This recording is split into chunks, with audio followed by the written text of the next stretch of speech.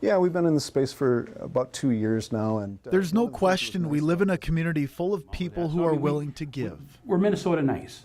And that's what we were back then, too. It was 10 years ago when Theo St. Main and Mike Pruitt of MLT Group, along with other business owners, kicked in their Minnesota Nice and invested in the Rochester Fire professional basketball team. Fire, it was pitched to us as we're a startup basketball team, money's tight at the front end, but we're going to do a lot of work with you. And the man behind the pitch was the owner of the team, a guy from Miami named Steve Rodriguez. And I met him. He was a great guy. I mean, really super nice person to meet and everything.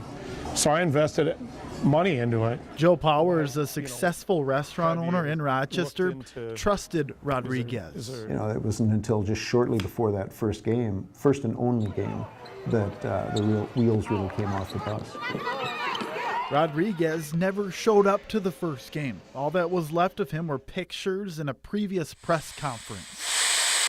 It's a different league, different business model. Also gone thousands of dollars spent on the team. How much money did you, if you don't mind? Yeah, ultimately I think I was out about $50,000. It's a $25,000 learning experience. He took me for a ride. I mean, I believed it all. Yeah. So who is he really, and how much of that is a facade? It remains a mystery to me to this day.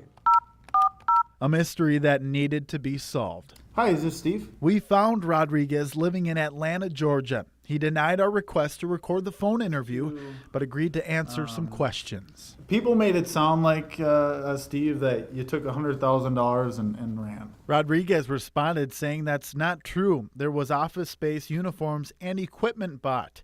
I ended up in bankruptcy, so that factually is untrue. I failed. I wish I had not. It has been harmful to me and my family financially, so that suggestion is simply factually untrue. What was the feeling just within you guys and within Rochester? It was like being professionally conned. What do you tell the investors who backed you and who are out all this money? He responded, at the time as well, I said I was very sorry and wish it would have succeeded. Normally a con man steals money and ends up in trouble with the law. I ended up in bankruptcy, so it wasn't like we wanted it to fail, so I'm very sad that it did not succeed. I wish it had. So you brought him to court?